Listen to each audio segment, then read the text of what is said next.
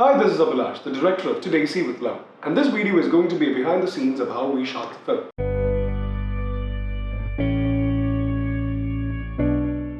If you have seen the film, you would know that this is a road movie, and this film was shot entirely on the go.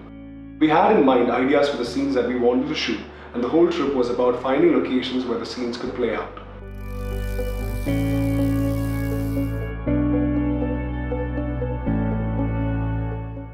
Since this was a road movie shot in and around 2 states and a union territory, getting permits and everything for the shoots was kind of tough, which is why we reduced our filmmaking kit to a minimum. So if you look at the visuals, you'll see that all we had was a camera that we shot handheld without any kind of rigs or any kind of equipment as such. And it was completely a guerrilla shoot.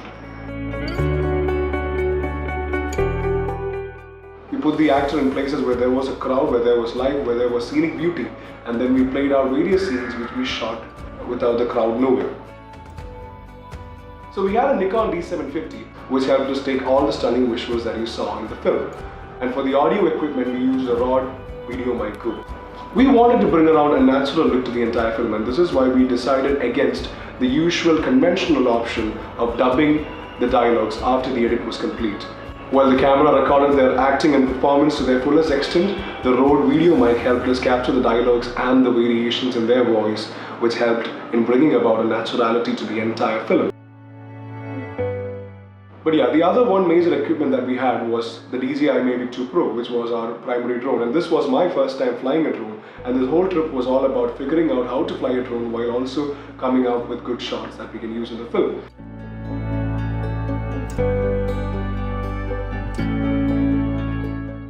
The best thing about shooting To Daisy with Love was the amount of travel that we got to do for the entire film. While also traveling 1,000 miles from Trivandrum to Pondicherry to film a travel montage which barely lasted for like 1 minute, we also got to go out into the open ocean to film the opening scenes of the film. So if you take a close look at the entire film, you can see how we blocked a lot of the scenes and a lot of interaction between the characters inside one good frame, and how we have planned every cut matching one scene with the next, which also helped us in telling the story within the time frame. The excitement of writing, shooting and editing a film all by myself made me feel much of a filmmaker than I was in the past 3 years in which I have been doing this for a living. So I guess that is what my road reel was all about for us. It was about feeling like a filmmaker again.